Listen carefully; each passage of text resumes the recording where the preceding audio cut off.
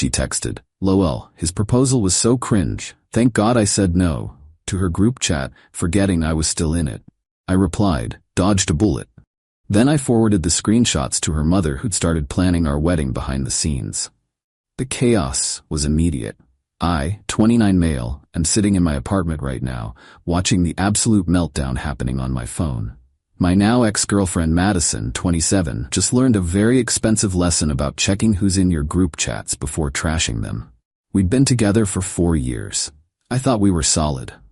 Sure, Madison could be a bit high maintenance.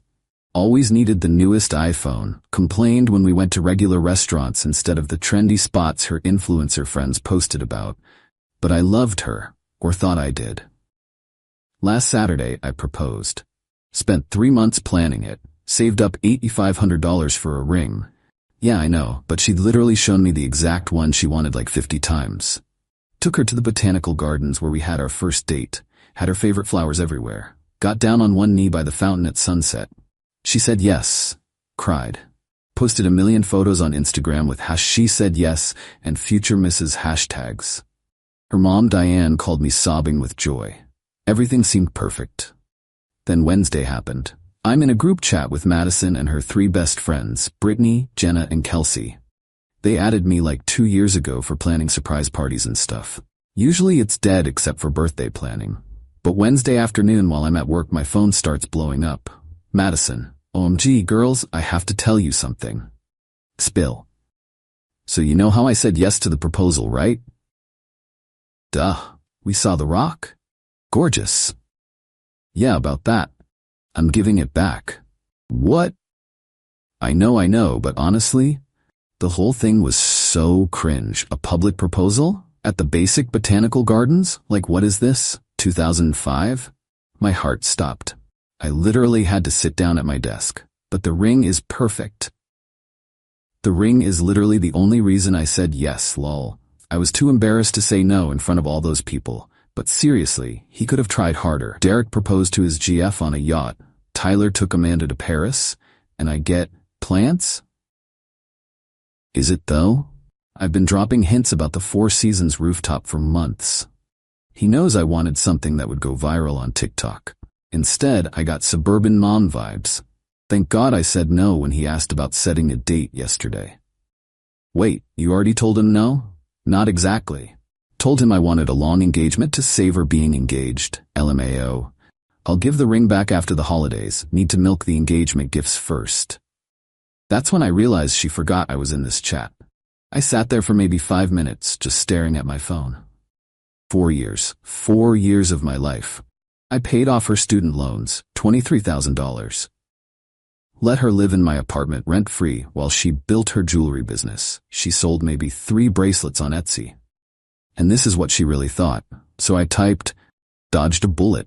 Thanks for showing your true colors before I made the mistake of actually marrying you." The typing indicators started going crazy. Then stopped. Then started again. "MG Ryan, I'm so sorry. That's not what I meant. I was just joking with the girls. Please don't take it seriously. Ryan, answer your phone." I screenshotted everything, the whole conversation. Then I did something that probably makes me petty, but I don't care.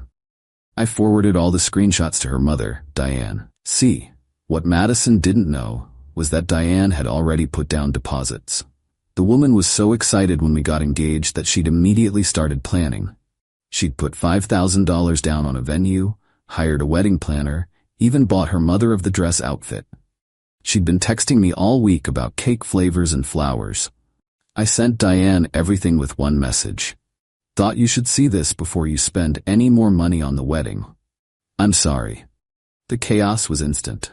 Update 1. Madison came home Wednesday night to find her stuff in boxes by the door. Yeah, we live together in my apartment. Her name's not on the lease. She was hysterical. Full waterworks, snot bubble crying. "Madison, baby please. It was just girl talk. I didn't mean any of it." "Me, you called our engagement cringe and said you were keeping the ring for gifts." "Madison, I was trying to sound cool. You know how Brittany is." "Brittany made you say you'd milk the engagement for presents?" "That's not. I didn't mean." "Your mom called. She's devastated. Lost $5,000 in deposits." That's when Madison's face changed from sad to angry. You told my mother? Are you insane? She deserved to know before she spent more money on a fake wedding. It wasn't fake. I said yes. To avoid embarrassment. Your words. I'm not moving out. I have rights. You're a guest. 30 days notice, starting today. Be out by October 15th. She grabbed her phone and called her dad, Gordon. Put him on speaker, thinking it would intimidate me. Gordon. Ryan, what's this about kicking Madison out? Me. She admitted she only accepted my proposal for the ring and gifts. The wedding's off. Look, women say things they don't mean sometimes. I have screenshots, Gordon. Would you like to see what your daughter really thinks? Long pause. Madison, is this true? Daddy, he's overreacting. Did you or did you not say those things? It's complicated. Jesus Christ, Madison. Again? Again. Turns out this wasn't Madison's first rodeo. Gordon let slip that she'd pulled similar stunts with 2 previous boyfriends. One guy she'd strung along for a year because he had a boat. Another she'd dated solely because his dad owned a restaurant where she could eat free. Ryan, I'm sorry. Madison, get your things. You're coming home. Daddy, no. I'm not paying for another apartment while you play these games. Ryan, you'll get the ring back. Already have it? She left it on the nightstand Tuesday when she told me she wanted a long engagement. Madison's face went white. She'd been so confident I'd cave that she'd preemptively given back the ring, probably thinking I'd beg her to take it back. Update 2. The entitlement escalated fast. Thursday morning, I woke up to 73 Instagram notifications. Madison had posted a novel-length story about how I was emotionally abusive and controlling, said I'd isolated her from friends, monitored her messages, and kicked her out for having opinions. The comments were split. Her influencer friends were all, "Yes, queen, know your worth." But people who actually knew us were confused. My buddy Jake commented, "Didn't he just propose to you?" and got blocked immediately. Then came the financial demands. Madison texted me, from Brittany's phone since I'd blocked her, a list of things she wanted. $4,000 for emotional distress, her half of the furniture that I bought, 3 months of rent for a new place, $6,000, the engagement ring, since it was a gift, $2,000 for the jewelry business inventory she kept at my place. I responded with my own list. $23,000 for student loans I paid, $18,000 for 2 years of free rent, $3,500 for the vacation to Cabo I funded, $20 and $100 for the MacBook I bought for her business. Silence. Friday, Diane called. She was crying, but not for the reason I expected. Ryan, I'm so sorry. I'm mortified. It's not your fault. I raised her better than this, or thought I did. Did Gordon tell you about Christopher and Paul? He mentioned something. She did the same thing, took them for everything she could, then played victim when they left. We enabled it, always making excuses. Why are you telling me this? Because she's about to do something stupid and you should be prepared. What do you mean? She's been on the phone with her cousin who's a paralegal. They're planning something. Sure enough, Saturday morning I get served with papers. Madison was suing me for unlawful eviction and breach of verbal contract. She claimed we had an agreement that she could live there indefinitely in exchange for household management and that the engagement created a financial expectation. The number she was asking for? $50,000. $50,000.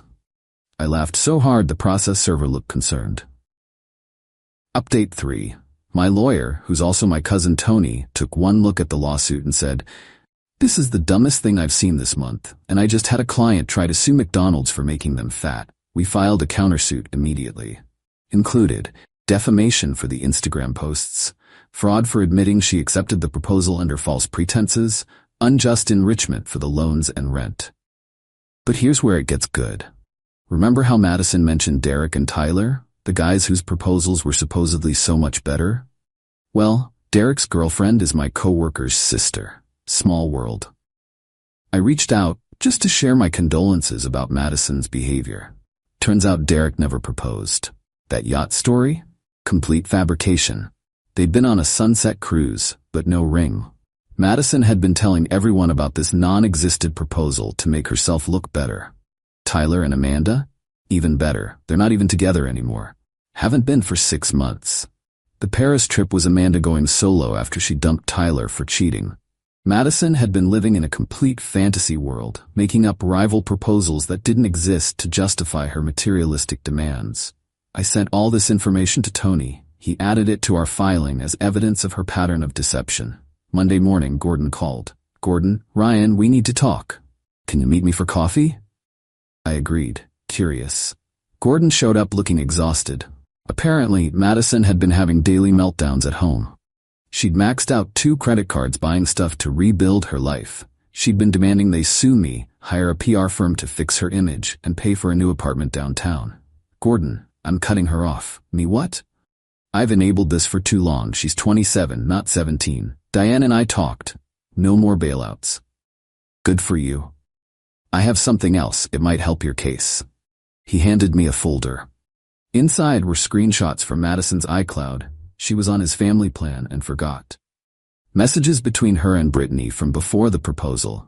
"I need him to propose with something worth at least $10K or I'm out. Once I get the ring, I'll have leverage. Goal is to stretch engagement for 2 years, save money living free. If he won't upgrade to a penthouse after wedding, I'll leave with half." She'd been planning to use me from the start. The I love yous, the talk about our future, all of it was calculated. Use this, end it. Maybe she'll finally learn. Update 4. Court happened yesterday. Madison showed up dressed like she was going to a funeral, trying to look sympathetic. Her paralegal cousin was representing her, and it was obvious within 5 minutes he was in way over his head. The judge reviewed everything. The text messages, the Instagram posts, the fake proposal stories, and then Gordon's evidence, the premeditated gold-digging messages. "Judge, Miss Fitzgerald, did you write these messages?" "Those were private?" "He had no right." "Did you write them?" "I was venting. Girl talk." "Yes or no?" "Yes." The judge then looked at the household management claim. "Can you provide evidence of this agreement? Written contract? Text discussing it? Anything?" "It was verbal. He promised." "Mr. Peterson, did you make this agreement?" "Me no, Your Honor. She moved in after her roommate kicked her out. It was supposed to be temporary. That was 2 years ago." The judge actually rubbed his temples. "Miss Fitzgerald, you admitted in writing that you accepted a proposal fraudulently, planned to exploit the plaintiff financially, and created false narratives about rival proposals. You then defamed him publicly and filed a frivolous lawsuit. Countersuit granted. You owe Mr. Peterson $15,000 in damages and legal fees. The eviction stands. Case dismissed." Madison lost it. "Madison, this is sexism. I'm being punished for being a woman."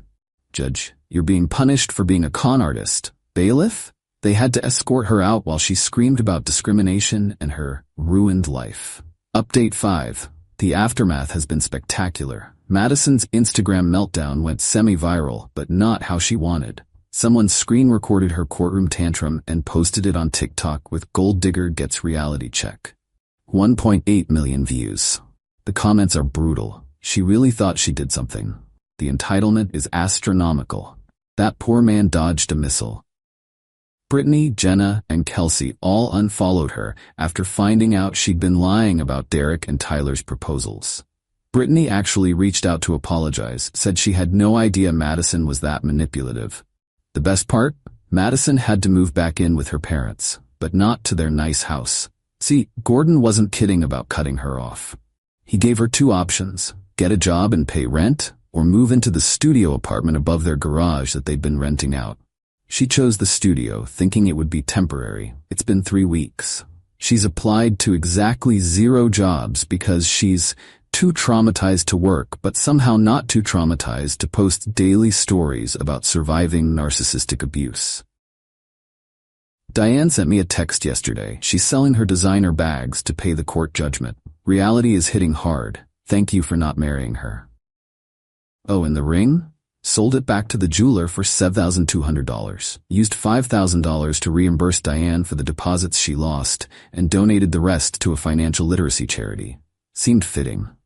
Gordon forwarded me one last thing, a text Madison sent to her mom. "This is all Ryan's fault. If he'd just done a better proposal, none of this would have happened. I deserve someone who appreciates me. Still blaming everyone but herself. Some people never learn. Final update. It's been 2 months since everything went down. Figured I'd give one last update since people keep asking. Madison's situation got worse before it got, well, it's still worse. After the TikTok went viral, someone found her Etsy jewelry business. Turns out she'd been drop shipping cheap stuff from Alibaba and marking it up 400%. The reviews were already terrible, but once people connected her to the video, they tanked completely. Shop closed within a week. She tried to reinvent herself as a life coach focusing on surviving toxic relationships. Created a whole website about her journey and how she could help other women escape narcissistic partners. The audacity, right? Price for her coaching? $500 per session. Number of clients? 0. Gordon called me last week with an update. Madison had finally hit rock bottom. The court judgment was due, she couldn't pay, and her credit was destroyed. She'd applied for a job at 3 places. All rejected her after Googling her name. That TikTok video is the first thing that comes up. But here's the twist nobody saw coming. Paul, one of her exes that Gordon had mentioned, found the video and reached out to me. Then Christopher did too. We formed a group chat called Madison Survivors Club.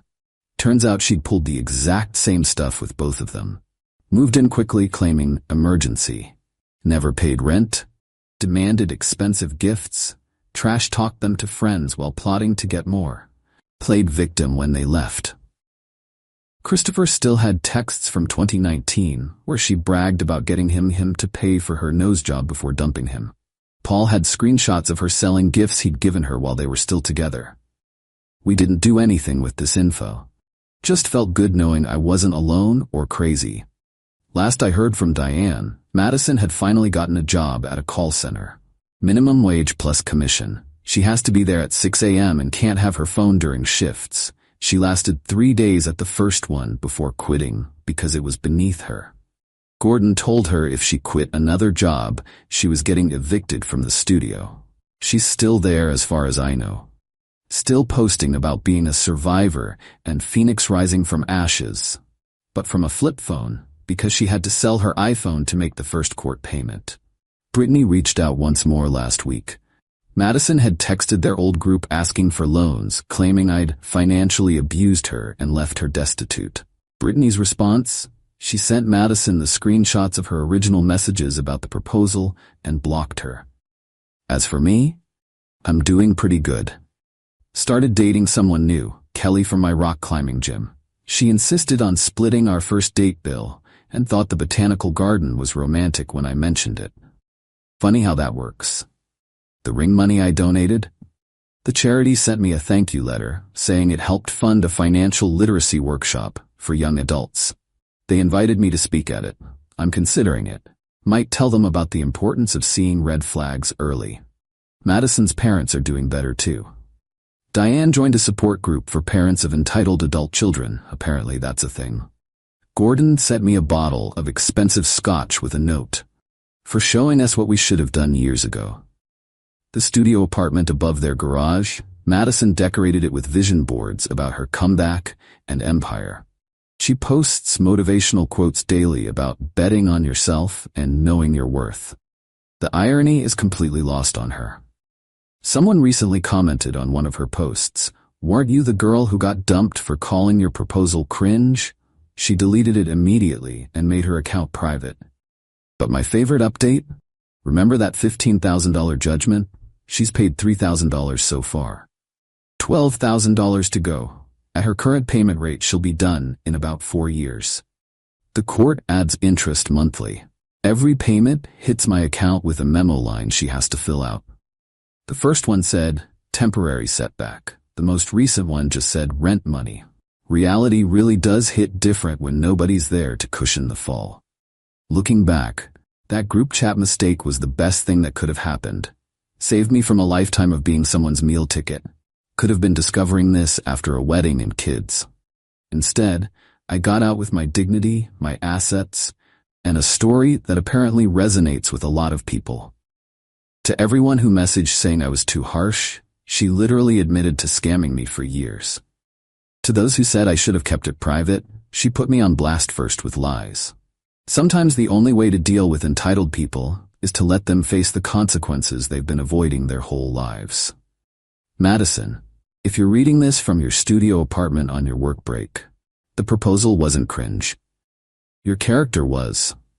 Dodged that bullet? More like dodged a nuclear missile.